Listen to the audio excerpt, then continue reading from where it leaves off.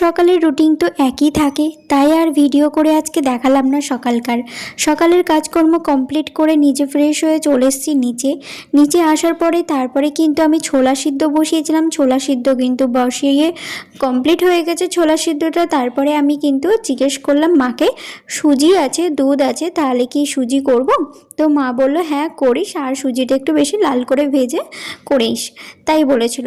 তারপরে বর তো নিচে আসলো, এসে আমাকে বলল তাহলে আমাকে ছোলা সিদ্ধ আর মুড়ি দিতে হবে না, মুড়ির বদল তুমি আমাকে সুজিই দিয়ে দিও।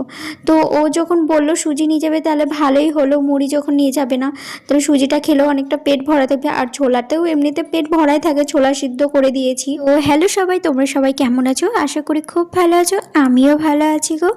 তারপরে তো সুজি আমার কমপ্লিট হয়ে গেছে, সুজিটা আমি এখন নামিয়ে দিয়েছি। আর যেহেতু বরকে এখন টিফিনে দেব, টিফিনটা না ঠান্ডা করে দিলে তাহলে ও তো খেতে পারবে না, যেহেতু অনেক দুপুরে খাই, দুটোর সময়তে খাই ধরো, আর যদি ঠান্ডা করে দিই তাহলে জিনিসটা নষ্ট হবে না। তার জন্য কিন্তু আমি থালাতে দেখো ঠান্ডা করতে দিয়ে দিয়েছি, আর ফ্যানও কিন্তু চালিয়ে দিয়েছি। আর এই দেখো অর্ধেক সুজি কিন্তু ওকে আমি দেখো এই থালাতে দিয়েছি ঠান্ডা করার জন্য। আর এখানে কিন্তু এই যে ছোলা সিদ্ধ করেছি এই বাড়ির জন্য কিছুটা রাখা হয়েছে, আর এই দেখো কিছুটাও টিফিন বক্সে আমি দিয়ে দিয়েছি। তারপরে চলে আসলাম দুপুরের রান্নার জন্য। দুপুরের রান্না অলরেডি আমি বসিয়ে দিয়েছি, পাশে দেখো ভাতও বসিয়ে দিয়েছি, আর এখানে বসিয়েছি আমি পটল পোস্ত।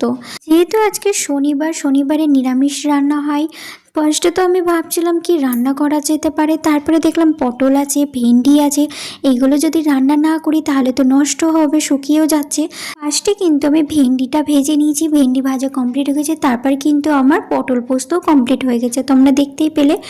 আর আজকে আমি ডাল একটু অন্যরকম করছি। কিসের ডাল বলো তো? আজকে কোনো মুগের ডাল না, আর হচ্ছে খেসারির ডালও না, কোনো কিছু না, আজকে হচ্ছে কলাইয়ের ডাল করছি। কলাইয়ের ডাল তো আমি একদম পছন্দ করি না, আমার একদম ভালো লাগে না। কাঁচা কলাইয়ের ডাল রান্না করছি আজকে, আর বাবা খুব পছন্দ করে, মানে আমার শ্বশুরমশাই, তার জন্য করেছি। জানো তো ডালটা যখন আমি সিদ্ধ করতে বসিয়েছিলাম প্রচুর সিটি লেগেছে, সিদ্ধ হতে অনেক টাইম লেগেছে গো। আর আমি ডালের মধ্যে কাঁচা লঙ্কা দিয়েছিলাম, যখন আমি সিদ্ধ করে নামাই তখন না ডালগুলোতে একটু গোটা ছিল, তার জন্য আমি গ্লাস দিয়ে একটু পেস্ট করে নিচ্ছিলাম গ্লাস দিয়েই। আর আমার না একটা জিনিস ভুল হয়ে গেছে, আমি ডালের মধ্যে কাঁচা লঙ্কা দিয়েছি, কাঁচা লঙ্কাটা একটু যদি তুলে মানে রেখে দিতাম সাইডে, তারপর যদি একটু মানে পেস্ট করতাম ভালো হতো। না তো আমি একসঙ্গেই ধরো ডালের সাথে লঙ্কাটাও একদম পেস্ট করেছি, ডাল প্রচণ্ড ঝাল হয়ে গেছে, জানি না কেমন লাগবে খেতে। তো যাই হোক, আর তারপরে লাস্টে কিন্তু আমি পাঁপড় ভেজে নিলাম, নাহলে তো ভালোই লাগবে না। আর আজকে সেরকম বেশি কিছু রান্না বান্না করিনি, ধরো সিম্পলি রান্না করেছি। ও হ্যাঁ, লাস্টে কিন্তু আমি কিন্তু পেঁপে সিদ্ধ আর আলু সিদ্ধও দিয়েছিলাম, সেটাও মানে দুটো সিটি দিয়ে নামিয়ে সেটা কিন্তু মেখে নিয়েছি। আর রান্না কমপ্লিট হয়ে যাওয়ার পর তারপরে এই যে ওভেনটাকেও ভালো করে আমি মুছে নিলাম। হ্যাঁ, বাসন তো ছিলই, বাসনগুলোও কিন্তু আমার ধোয়া কমপ্লিট হয়ে গেছে। বাসন ধোয়া কমপ্লিট করার পরে কিন্তু আমি ওভেনটা মুছে নিই, নাহলে না আমার মনে হয় কি যে আগে যদি ওভেনটা মুছি তারপরে বাসন মাজি, তা আমার মনে হয় কি যে কাজ আগাচ্ছে না, তার জন্য আমি আগে কিন্তু বাসন মেজে নিই, তারপরে লাস্টে কিন্তু ওভেনটা মুছি। ওভেনটা মোছা হয়ে গেলো তারপরে মনে হয় সমস্ত কাজ আমার কমপ্লিট হলো, তাই মনে হয়। তো কাজ সত্যি কমপ্লিট হয়ে গেছে। তারপরে এই দেখো আজকে রান্না যেগুলো করেছি সেইগুলোই তোমাদের সঙ্গে আবার শেয়ার করলাম। এই যে ভাত, ডাল, তারপরে পটল পোস্ত, ওই দেখো পাঁপড় ভাজা, আর আলু সিদ্ধ, পেঁপে সিদ্ধ। আমি যেহেতু সকাল থেকে কিচ্ছু খেয়েছিলাম না, ওপরে যখন আসি তখন এই দেখো এক বাটি কিন্তু সুজি নিয়ে এসেছি।